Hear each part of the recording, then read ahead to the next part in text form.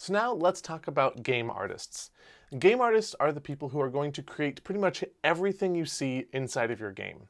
They are responsible for enemies, players, items, menu, the GUI, level, all of it.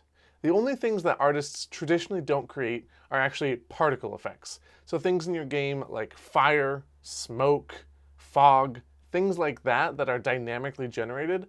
Oftentimes the artists don't do a whole lot, and that's because the game engine themselves has programming that you can call on, functions you can use that will generate that kind of effect, and it's a lot easier because particle effects usually need to be dynamic based on where they're hit or how they're flying, and so it's a lot easier for a game engine to generate them and render them efficiently if it's done with code. But everything else you see in the game is going to be by the artist. And the artist's role will change wildly depending on the size of the company. So if you're in a smaller company working by yourself or in an indie team, the artist is going to be responsible for making all of the game assets and probably just doing that. There's not going to be a lot of extra stuff that the artist does. But when you get into larger teams and big companies, artists are going to be responsible for all of the microtransaction items that you can purchase.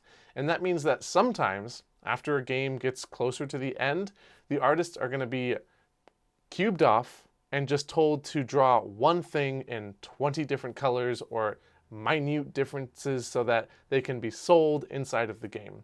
And I say sold, but sometimes the game itself, you can purchase them with real money, or it's just in-game money that you actually earn by playing. The difference is, doesn't really matter. But what I'm trying to say is that sometimes at a larger company, depending on the game that's being made, our current era uses artists to just generate tons and tons of content that is very similar that can be sold either in the game or with money. And so the role of the artist there can sometimes be a little more monotonous and boring compared to a smaller studio where what they're doing is actually bringing the game to life visually in everything they do. They're not going to spend a lot of time making extra content for little changes here and there. The things they make are going to be placed right into the game and are going to be part of the core content. And so a game artist is crucial for making your game come alive. The next role I want to talk about is level designer.